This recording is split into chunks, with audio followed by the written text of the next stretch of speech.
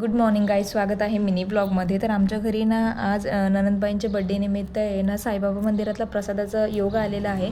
तर त्यासाठी ना मी 5 किलो भात बसेल एवढं पातेलं घेतलेलं आहे. त्यात पावशेर तेल टाकून 2 खडे मसाल्यांचे पाकिटं आणि थोडंसं जिरं टाकलेलं आहे.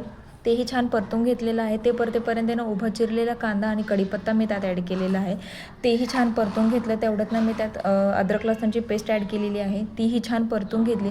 त्यात सर्व चिरलेला भाजीपाला जो आहे तो आम्ही घातलेला आहे. त्यात 2 चमचे मीठ टाकून तेही छान परतून घेतलेलं आहेत. आता घरातले सर्व मसाले जसे की हळद, लाल मिरची, तिखट, गरम मसाला, काळा मसाला, सर्व मसाले, धनेपूड तेही सर्व एकत्र टाकून आहे ना एकजीव मी त्यात करून घेतलेला आहे. त्यातनं उभा चिरलेला टमाटा मी ॲड केलेला आहे शेवटी. त्यानंतर 2 पातेले पाणी मी त्यात ॲड केलेलं आहे. आता 2 पातेलं पाणी ॲड केल्यानंतर ना त्याला छान उकळ येईपर्यंत ठेवलेलं आहे. त्यात 2.5 किलो तांदूळ मी धुवून भिजवून ठेवलेले होते, ते त्यात ॲड केलेले आहेत. आणि तांदूळ खाली चिटकावं नको म्हणून त्याला आम्ही सारखंच हलवत होतो. आणि एकीकडे आमची पावभाजीची तयारी चालू होती.